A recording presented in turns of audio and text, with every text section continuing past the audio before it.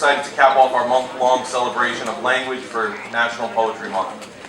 The theme given to us by the American Academy of Poets for National Poetry Month 2023 is "We Were All Meant for Something." It comes from a poem by one of our great living poets, Ada Limon. The poem is about the physical and emotional weight that women, or any of us, carry throughout our lives, including the experiences with loss, love, and, in the case of that poem, motherhood. It also explores the idea of how we find strength in ourselves and each other. As we begin this evening's program, I'd like to submit to you that that's exactly what we're doing. We're gathering to support one another, celebrate the power of language in our lives. So thank you all for being here. Give yourselves a round of applause. Before turning to the program itself, there are some acknowledgments that I'd like to offer. Please join me in thanking the administration for their support of this event and those that have carried through the entire National Poetry Month. We had a lot going on, and it doesn't happen without a great administrative team to support us. So this evening, I want to say thanks to Dr. Faccio in the back. Give him a round of applause. And of course, our assistant principals, Ms. DeGennaro, Ms. Rodriguez, and Mr. Geritano. As I said, an event like this doesn't just come together. It's the work of many hands, most especially my dear colleagues, your tirelessly dedicated English teachers. This is a single event with some fanfare, but they carry the spirit of this event to their classrooms each day, and especially this week and month as we were looking at National Poetry Month celebrations. So please join me in thanking the entire department, especially those here tonight. In the back we have Ms. Casper, Mr. Discala, Ms. Katz, Ms. Ziegler, Ms. Napolitano, Ms. Sensata, Ms. Fitzmartic. Thank you all. And Ms. Parisi.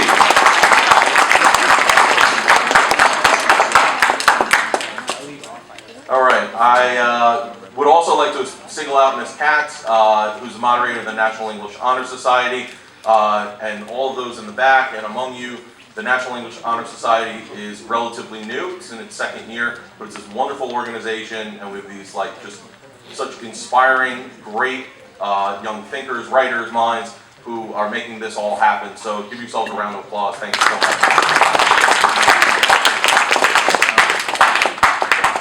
I'd also like to thank Mr. Monnet and Ms. Tomkew and Mr. McClear for helping to organize all of the music that's accompanying us tonight. Thank you. And I'd like to thank Dr. Corinne Marino and the entire art department for providing this art installation.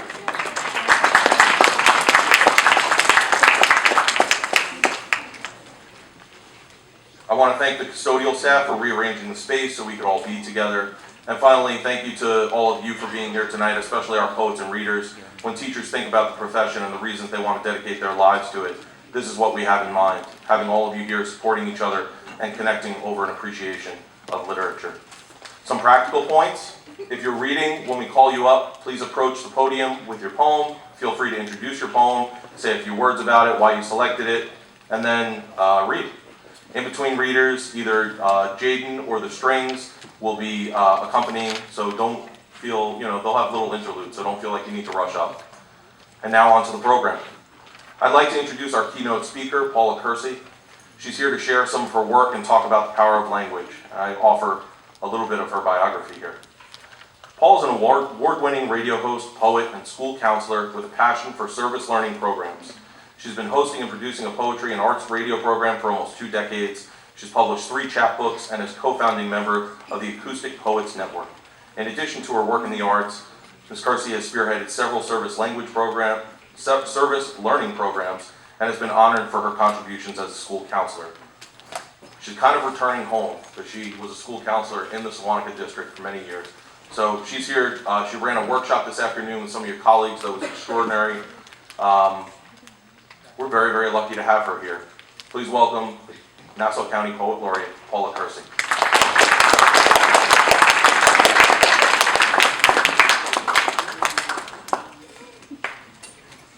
I am overwhelmed and so joyed to see such a confluence of expression happening right here in this cafeteria. The artwork, the music, and the poetry all together. These are expressive arts, and I think you'll know how much I feel that is so important and so needed today, especially after the 3 years of chaos that we have all collectively experienced. I handed out, and luckily, nicely, thank you, Mr. Otten, for being kind to share the I Am portrait poetry template with everyone. And it goes along with Ada Lamone's and the National Poetry Month concept. It's get to know yourself, understand who you are. And I talked a little bit about that in the workshop today. When you are an artist and you are involved in your creative process, whatever it may be, if you're a football player, that's your art. If you're an accountant and you're working with numbers, that's your art. So I know we use the word art and we focus on literary, and we're focusing on the paintings and the music, but there are some people in the room here that are here because they're just joining us tonight, right? So I speak to you as well, not just to the people that love the creativity of the expressive arts. So do you join in and participate in your goals and your passions. One of the things I mentioned at the workshop was be authentic. And in your work and in my poetry, be vulnerable. So I'm going to share a poem about me. It's an I Am poem. It's a true affirmation poem. I am not a tabloid, but a poem of living carbon, eating, beating, breathing. I am not a snapshot, but a story of alternative text, changing, growing, rearranging. I am not news, but a narrative of personalized taste, shaped, aged, refined. I am not a comic, but a set of books cherished on a shelf with permission to be read now and in times ahead. I am not news, a barrage of false narratives for someone else to make and then break. No, please stop telling me what you think I am. I am a poem. End of poem.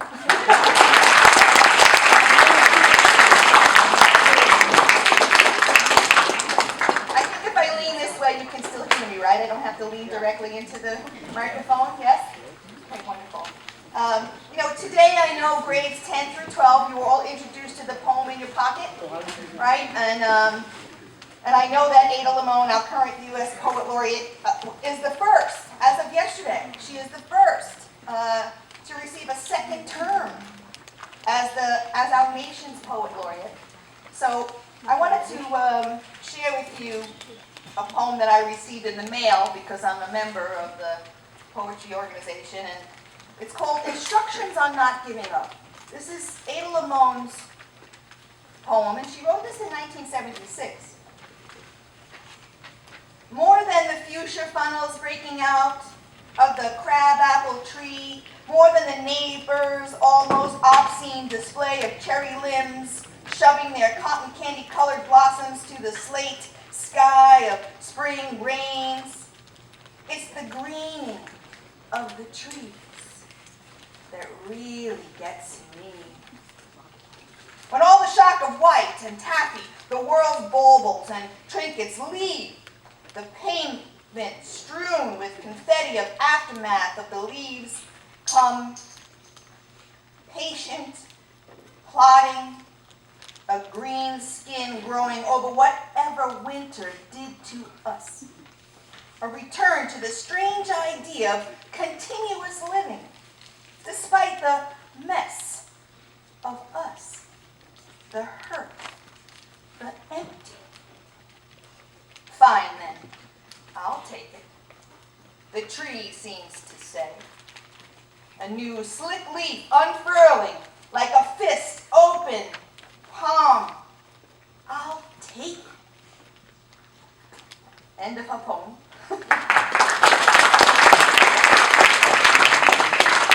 So what is she saying? I mean, she's saying exactly what I kind of alluding to. We just finished 3 years of chaos. And, you know, here she wrote this in 1976. The mess of us, she says.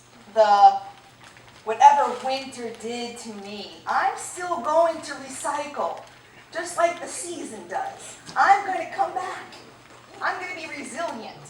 And, you know, of course, all your teachers and all your administrators here have always been saying that to you, the students in the room. You know, we want you to bounce back, right? We want you to have the tools, the how-to tools to move on to whatever it is you need to move on to. So I find her poem to be actually a memoir, in a sense. I find all poetry to be memoir. I think all poetry is a story. Even if you make it up, it's a piece of you in that poem. And I like the idea of journal writing. I like the idea of it being curative and healing. And I'll share that even with the musicians in the room and even with the artists in the room.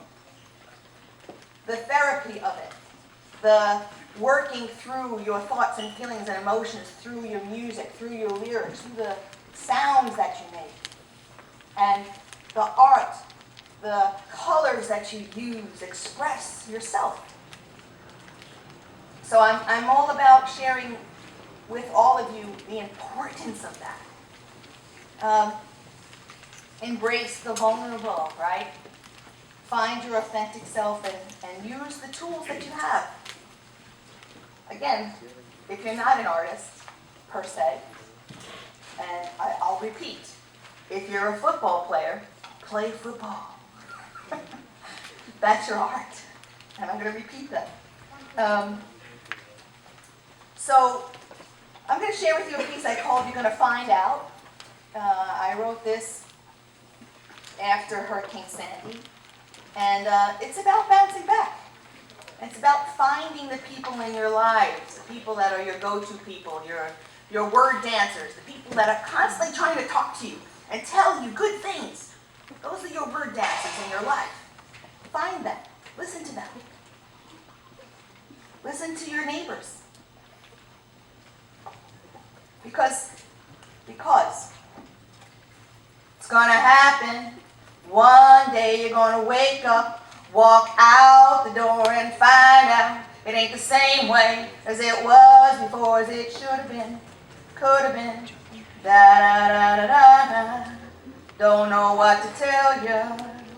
But the Outer Banks could be gone tomorrow and a community could be full of sorrow. Next week, St. Helens could blow. People won't know what to do, where to go, and worst of all, it's all happened before. We know the score. That earthquake blasted. It was forecasted. And that hurricane that broke up Abel and Cain, well, they wrote about that. Even planned a whole format for evacuation and rehabilitation. And the peacekeepers who brought on the Grim Reapers, they couldn't afford chaos or accord because, you know, it exists in each of us. And their sins grew tedious. So what could we do but look towards you and walk in unison? Find faith in something. And rely on that little bit of good that we find in our own neighborhood. So when you stride out into the world, look out. Yeah, things are going to change some. You got to have a little more. You got to have a little more. You got to have a little more faith in something. 'Cause one day you're going to wake up, walk out the door and find out it ain't the same way as it was before, as it should have been, could have been. Da-da-da-da-da.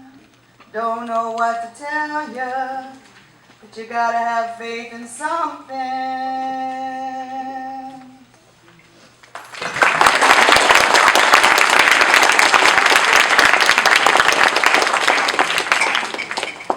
Thank you, everyone. So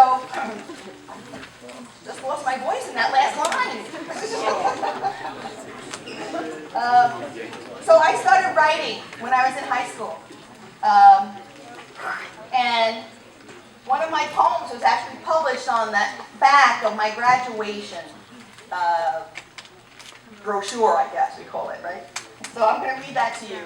And I'm also going to read to you another poem about my looking out the window. And I think I have to explain that when I was writing and I was in high school, I always thought there was something wrong with me. You know, I didn't find my network. You know, I didn't find those go-to people. I didn't find those word dancers that were people that I could share with until I got a little bit older. So it was really, you know, amazing that my teachers wanted to put my poem in the graduation brochure. And that really put the thumb on it for me. You know, I really felt like, you know, all this journal writing that I was doing, all this diary writing, basically what I was doing, was understood by somebody. So this is me looking out the window. I'll do that one first. Now, you have to understand, I wrote this in 11th grade, okay? So I know there's a lot of 11th graders in here. It's called Questions Unanswered. Out the window, I see the sun staring at me. It seems so lonely and bored. I don't understand. It's closest to the Lord. In front of the sun, now blocking my view, a large water tower where birds once flew. The nest is lonely and bored, too. It sits there as if it longs for a family of red robins or blue breasts, while 10 stories below, people walk to and fro, never stopping for rest, never stopping to think the way I do. Where did the birds fly to? Why does the sun look so lonely and bored? Where are all these answers stored? Why are we here? Why do we fear? The answers we don't know. Why do some people place high, others low? What does it all mean? What will it show? So you can see I was really investigating my inner, you know, introspective look at the world. And that's what poetry does. It allows us to reflect on what's going on out the window. And if we look out the window, what's going on? There's so much to write about. You don't think so, but there is. There's nature, there's trees, there's cars, there's people walking. Where are they going? Where are they going? So it's being creative and using your creative mind. So I want to stop right there and ask you, I don't know where you put those little notices. We put little quotes on 4 chairs here. So somewhere in this, I don't know, we have to ask, where are they? Mr. Ogden? They're underneath. They're underneath. So everybody, now this is audience participation now. Look underneath. See if you can find your little attention again, please. Thank you so much for your participation. So what these are quotes. And what we have here is a little giveaway. So I packaged 4 little giveaways with Vanna White is here showing what we have. So Vanna, it says, to begin. Was it someone say? To begin. To begin. William Wadsworth. So the quotes are creative quotes because you're all using your creativity. And that's what writing and art is all about. So this is my quote, actually. How to become creative. Get rid of the box. Draw your own line. Next quote. It is, dun, dun, dun, dun. Imagination is the beginning of creation. You imagine what you desire. You will what you imagine. And at last, you create what you will. George Bernard Shaw. Dun, dun, dun, dun. And the next one. What's the greatest secret of creativity? You treat ideas like cats. You make them follow you. Ray Bradbury. And the last, love and creativity and opportunity are in the air. Take it and do your thing. Lenny Kravitz, singer-songwriter. So thank you, winners of the little giveaways. You all get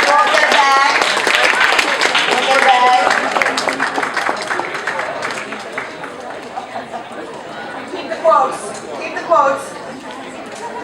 Okay, I'm going to do two more pieces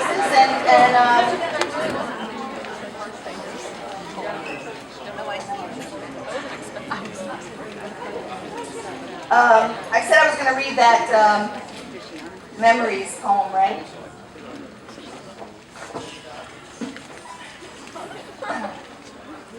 Memories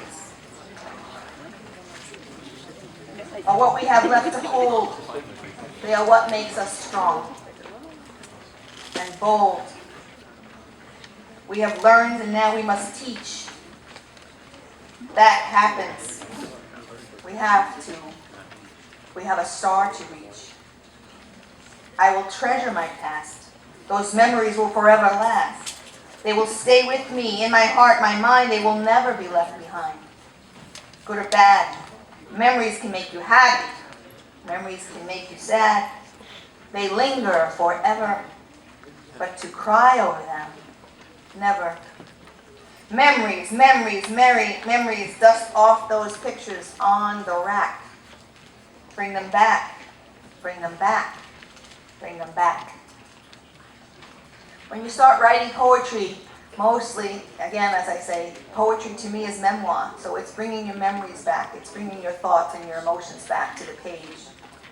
I'm going to share one last piece with you that has to do with my time as a school counselor. And again, being authentic and being honest with who I am and where I came from. And I think that words are very important. How we choose our words, when and whom we speak those words to, how we write them. Words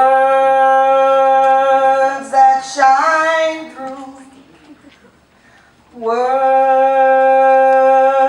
that shine through, like respect and humility, ways to find yourself in this world. Ways to know yourself in this world. You're so sweet, my dear. Let me have your ear, they'll say. You have a purple aura. I can see it, you know. Don't you feel your personal glow? Inside I put up a smile and I nod, feeling somewhat odd. I'll say, thank you. It's nice to know you feel the way you do. But I'm not really too sure. I can't endure another empty notion that I have some magic potion. I'm not feeling sure about which path I'm taking or which route. Don't get me wrong. I love the song, the way a compliment feels. They are so good for the soul, and they help wounds heal. But I have students that say to me every day, "Hey, Miss Kersey, you're so beautiful." And I say, please, have some mercy, because each day on my way to work, I've got to give myself a kick, a knee jerk to get started, and inside, I've got to pull all my energy out. Sometimes it's a real bout, and I pull up all the parts of me that are giving. I try to stimulate the sides of me that are living. Try to teach about life and celebrate. But I find I sometimes have to check out people's motives and delineate. Figure out clearly whether someone's words are said sincerely. Because words should vibrate. Said on time, not too late. They should sound like a symphony, letting you feel free. I guess what I'm really trying to say is, when you choose your words, make them real. Because you never know how they will make someone else feel. Words that shine through, words that shine through, like respect and dignity. Ways to find yourself in this world. Know yourself in this world. Thank you all for listening.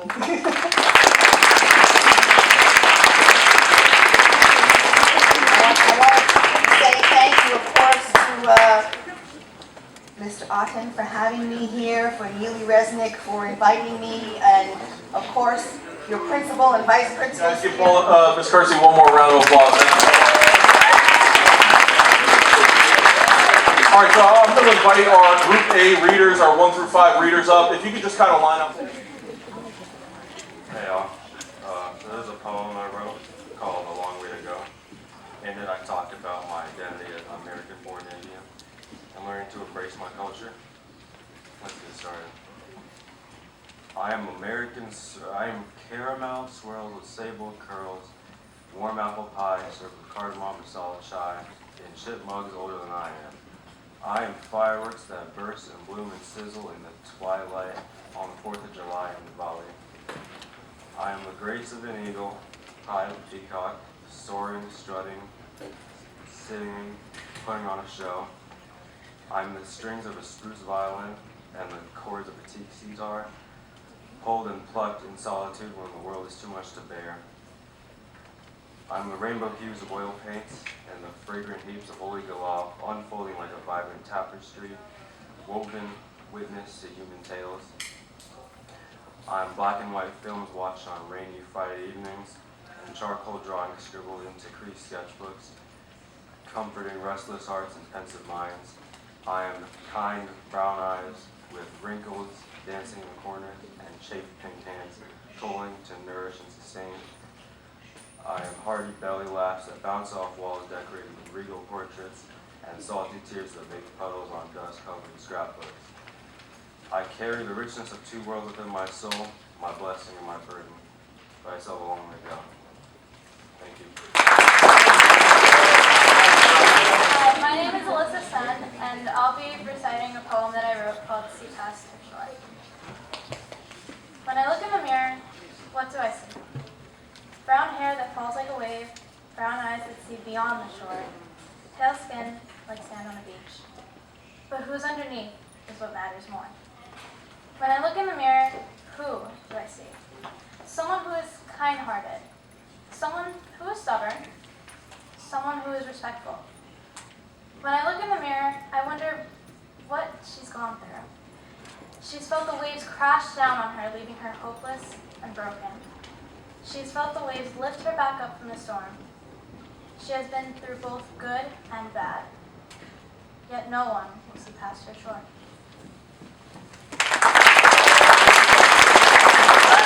Hi everyone, my name is Shadia Zaire. I'm going to be reading an original poem about my identity as both a reader and a writer. It's titled Paradox. Though it may seem like just the beginning, I've already spoiled the ending of this novel. With every click of these keys, I regret more the preceding one, the very first letter absorbing the magnum of my dissatisfaction. The persona I had yet to build, destined to fall by none other than the past. I am as much a reader as I am a writer, for our greatest wish would have been granted had I not written those first words, had you not read the end before starting the book. Now we lie in wait for the conclusion to make sense, whilst also growing attached to the combination of letters that previously would have held no meaning if you did not continue reading. Anticipation drives you forward, but it wouldn't have if I had not begun. This brings us back to the future, where I now regret the present, and the present where I despise the past where I await the future. And though it may seem like just the end, I have already spoiled the beginning of this novel. Thank you. My name is Sarah. I've been writing since I was 10 years old, primarily books. Writing has always been a way to feel good about myself and have a sense of academic validity, especially when I struggled in school. So it's just kind of like a coping mechanism. I wrote this poem. It originally was a scrap in my notes that I wrote to show to my therapist, but it actually, I know, it actually turned to something that's really important to me. It's kind of about over-analyzing the way that, do I talk too much? Am I annoying? Just kind of feeling like this guilt, a sense of guilt you have for your words. So it's called A 75% Chance of Rain. I live in a cloud with a 75% chance of rain I feel myself swimming in. The chances are solid and the chances have been. Who am I today, I ask my cloud. I walk in my cloud. The moist presence of words surrounds me as they slowly trickle down, one by one, from tens to thousands to millions. But I can't help but think, when is it that the sky sheds its final tears? When time pays its due, it's suddenly taken away to a hole of shame. When you're past the possibility of your storms being tamed. When things get smaller and your lips begin to shrink, the day will come. The day I know. The day when you open your mouth and a cloud appears. The dry breath of nothing that piques realization in your brain. Hot rays that blaze over your head. That day, there will be no more rain. Oh, my cloud! Who am I today? How many words are too many words to be said? From the dewdrops and the shattering drops of water that will form from the cracks of my lips, I will look ahead and see that as my rainy days progress, everyone is still staring at the sun. And I'm happy, settled in a cloud that rains nearly every day, walking with my 75% chance of rain. The precipitation shatters through the walls of my brain, and I feel the thunderstorms pouring down. My words are every single drop of rain that falls out of me as I hit the inners of my cloud. Who is my cloud letting me be today? A cloud I will walk inside every day. A cloud with a 75% chance of rain. You can express your concerns or call me vain, but I picture my cloud, waiting for those to hope to dance in the rain. The words are drenching and cold. They clatter to the ground. Clit, clat, clit, clat. Every word that falls from the cloud, there will be a louder and louder sound. If it's shrieking in your ear or prolonging a tear, it will have you just longing for a time that it won't be here. I suddenly faded away with the remains of nothing at all, along as the words dripped down my chin, being wiped away, and hitting the ones close to me as they tilt their chin at the sun, smiling, admiring the bright, glistening presence. My drops of water hit them with pure annoyance. Drip, drop, drip, drop. Oh, the light! The light is coming back and shining through the window. My 75% chance of rain, the person who I am. When the quarter of the time rings in the soft cloud, it is a sign that the people have stepped inside, waiting for the gentle weather to stop tapping on the window, for the sun to narrate its way over to my very lips. Tap, tap, tap. The sun orbits and all the words are no longer able to fall from the cracks of my cloud, and I'm nothing anymore, but especially not loud. On the terrains of weather and my clouds of speech, when I'm back to reality and all metaphors come into the abyss, I know that if I stop speaking, nobody will see the clouds ever again. There is now a 0% chance of rain, where they all sit in the sun. It is just me and my cloud, where me and my cloud are one.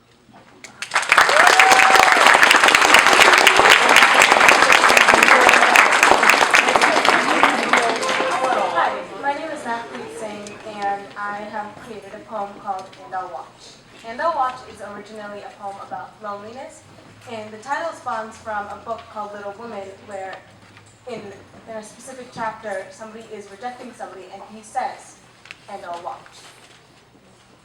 And I'll watch others in search of their melancholy truth. And I'll watch the girls share secrets about their lovers. And I'll watch the daughters with their dad as I miss mine. And I'll watch the boys who play soccer kick around her heart.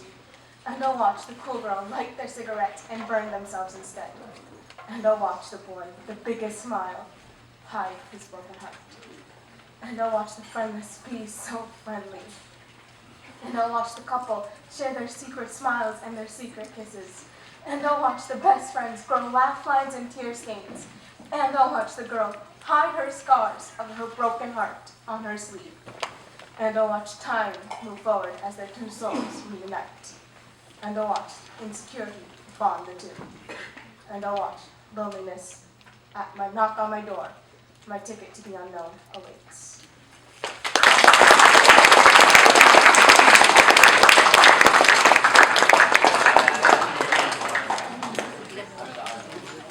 All right, I'm going to invite the jazz band to play a little bit for us, okay? Without further ado, the jazz band.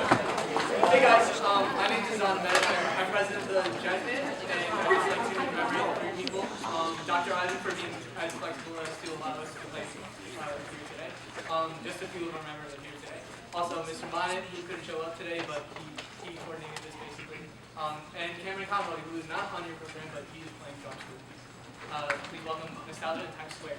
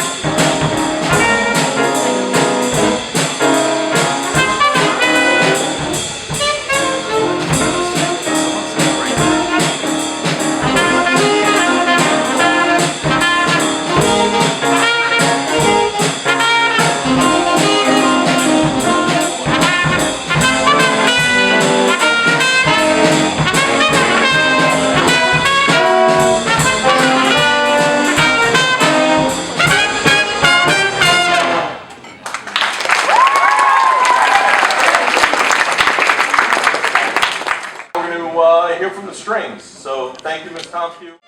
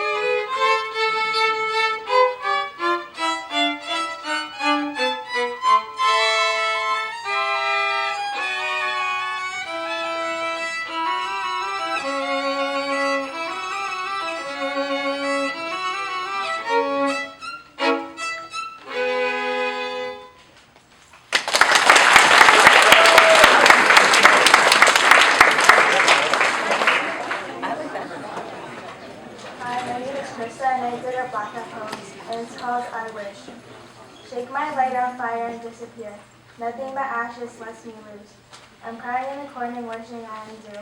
Wishing I was not somebody's fool. Hi, my name is Emily and I'm reading an original poem. It's called American. It started looking at the stars, laying in blades of grass, sitting in trees, or swinging on the tough rubber of an old beat-up tire. Another kid in a small square house, in a small square neighborhood, in a small square town. I would look up at my mother and ask who we were, and she would tell me tales of the hot Indian sun in the shade of palm trees. Stories of struggle and triumph and unlikely victories. Stories of how we earned our place here, our life, our home. When they asked who I was, I would know. A gentle flower from rough roots. Then came the wind, the same but different. The same wind that gave me wings when I played on the swing, heard voices whose weight grounded me again. An unlikely enemy. Home became apparently unapparent. It seems I wasn't as American as I thought. I ran around the same playgrounds, biked around the same streets, caught fireflies in the same alleyways, but it would never be the same kind of home for me as it is for them. The home of my childhood stories became a fantasy land. The world faded, the memories lost. To them, I was nothing more than a familiar stranger.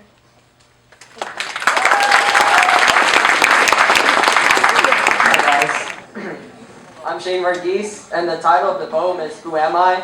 It's a very basic title, and I wrote this poem because every day we are pressured and filled with stress and work every single day, and sometimes we forget who we are and what's the purpose of being in this world.